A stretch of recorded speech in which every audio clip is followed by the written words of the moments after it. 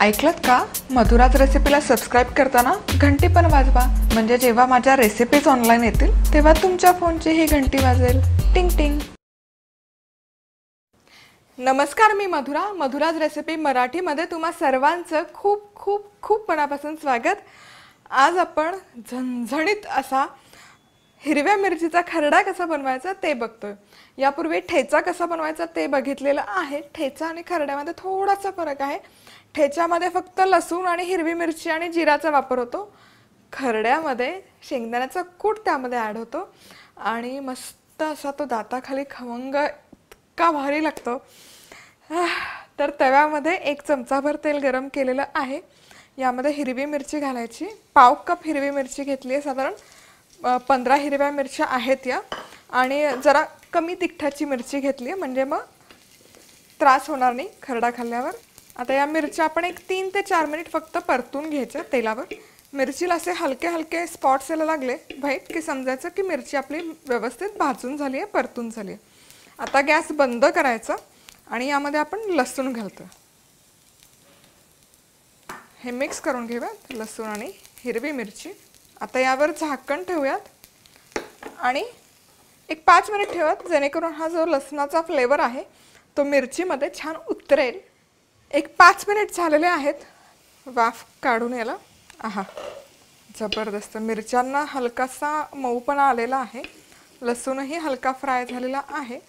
आता काय करायचं, एकतर तुम्ही हे मिक्सरच्या भांड्यामध्ये टाकून ओबडधोबड फक्त फिरवून घेऊ शकता, किंवा माझ्याकडे इथे हे मातीचं भांडं आहे म्हणून मग मी हे असं मॅश करून घेते. मॅशरही चालेल. हातानेच ठेचून घ्यायच्या या मिरच्या, चव छान लागते त्यामुळे. पण अर्थातच तुमच्याकडे वेळ कमी असेल तर मिक्सरच्या भांड्यामध्ये पण फिरवून घेऊ शकता.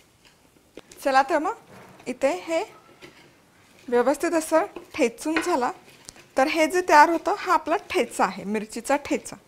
हा फ्रीजमध्ये 4 ते 5 दिवस टिकतो. पण आपल्याला आता पुढची स्टेप करायची आहे, म्हणजे खरडा. तर येस, आता हा बेसिक खरडा तयार झाला की गॅस पुन्हा चालू करायचा. आणि इथे माझ्याकडे शेंगदाण्याची भरड आहे. शेंगदाणे भाजून घ्यायचे, टरफलं काढायची आणि असे ओबडधोबड कुटून घ्यायचे. मिक्सरला फिरवून घेतले तरी चालते.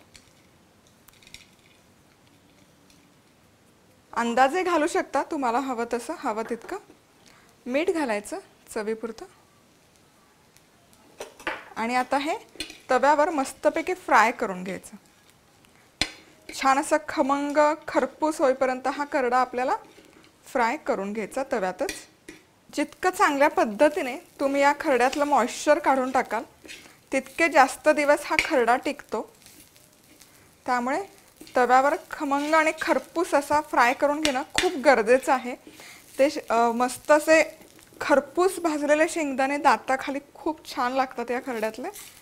त्यामुळे याला कंटाळा नका करू, आळशीपणा नका करू. छान असं भाजून भाजून घ्या, परतून घ्या. आणि आता हा खरडा जवळपास 7 ते 8 मिनिट मी मस्त असा लो हीटवर परतून घेतला. आता गॅस बंद करते.